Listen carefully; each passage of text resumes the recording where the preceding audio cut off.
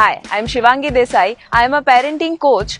और आप जो अभी तक डिजाइनर केक्स या बहुत सारी सरप्राइज पार्टीज, खिलौने, तोहफे सब देते थे ना, उसका एक बहुत बड़ा साइड इफेक्ट आता है और वो एक रिसीविंग मोड में आ जाता है। यानी कि कहीं ना कहीं हम उसे पाना सिखा रहे हैं। जैसे ही बर्थडे आती है ना, उसका पहला थॉट जो है वो यही आता है, इस बर्थडे पे मुझे क्या मिलेगा, कौन सा नया गिफ्ट मिलेगा, कौन सी नई केक मिलेगी। कहीं ना कहीं वो एक्सपेक्ट करना शुरू कर देता है।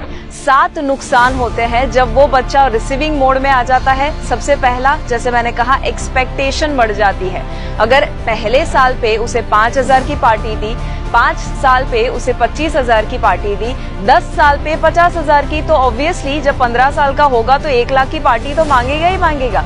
या 1 साल की उम्र पे उसके लिए खिलौने दिए, 5 साल की उम्र पे उसके लिए हॉट व्हील्स दिया या बारबी डॉल दिया, तो 15-20 साल पे वो आईफोन का एक्सपेक्टेशन तो करेगा। कहीं ना कहीं हम उसे सिखा रहे हैं कि कैसे एक्सपेक्टेशंस को बढ़ाना। दूसरा, जिद करना वो शुरू कर देगा कि मुझे ये चाहिए, वो चाहिए। गुस्सा करना शुरू कर देगा जब उसके एक्सपेक्टेशन के मुताबिक चीजें नहीं होती, या अपसेट होना शुरू हो जाएगा। या उसके साथ साथ 2D ऐसे हैं जो डेंजरस है उसके लिए, और वो है डिमांडिंग। वो डिमांड करना शुरू कर देता है कि मम्मी मुझे तो बारबी डॉल ही चाहिए, मम्मी मुझे तो ये वाला साइकिल ही चाहिए। या वो डिपेंडेंट रहता है उसकी खुशी के लिए दूसरों के ऊपर। जिस दिन उसे ज्यादा विशेस नहीं आते हैं या तोहफे नहीं आते, उस दिन वो थोड़ा सा परेशान हो जाता है।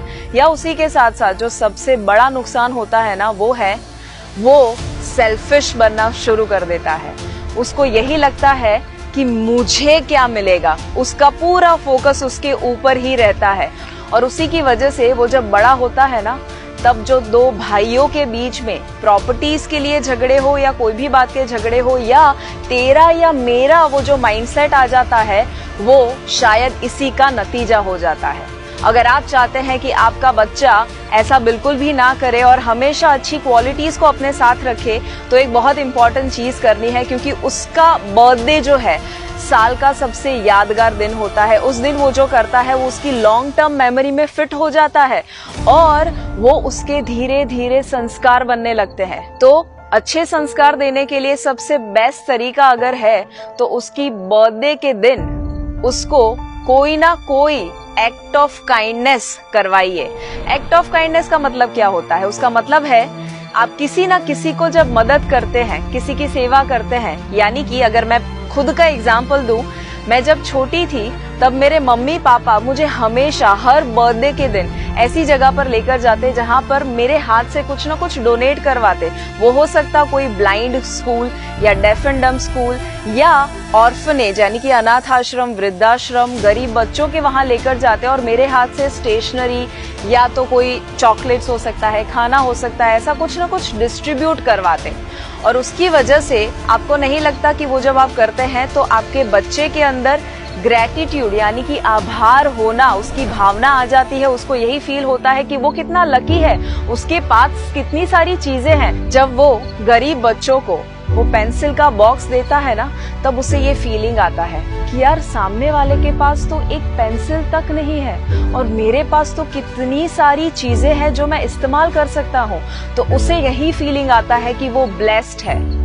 आपको वो थैंक यू बोलेगा, भगवान को थैंक यू बोलेगा, या उसी के साथ साथ वो कंप्लेन करना ही बंद कर देगा, क्योंकि वो वही देखेगा कि यार जो जिसको मैं बांटने को गया था चीजें, उसके पास तो ढंग के कपड़े तक नहीं है, चप्पल तक नहीं है, और अगर मेरे पास इतनी सारी चीजें हैं तो मैं कंप्लेन कैसे कर सकता हूँ। तो आपके बच्चे को बर्थडे के दिन एक गिवर बनना सिखाइए। और यही बात को आइए हम एक छोटी सी कहानी के द्वारा समझते हैं। एक बार एक इंसान स्वर्ग और नर्क का फर्क देखना चाहता था, तो वो सबसे पहले पहुंच गया नर्क में। वहां पर जाता है तो चौंक जाता है, क्योंकि वहां पर 56 भोग रखे गए थे, बहुत अच्छा माहौल था।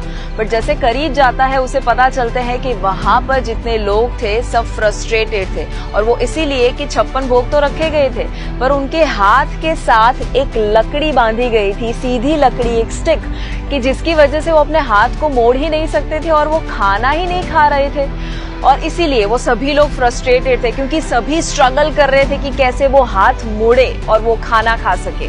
अब वो जाता है स्वर्ग में। स्वर्ग में भी उसे सेम माहौल दिखता है, 56 भोग रखे गए हैं। तो वहां पर करीब जाता है, देखता है कि उनके हाथ के साथ भी एक लकड़ी बंधी हुई थी, बट फिर भी वो सभी लोग खुश थे।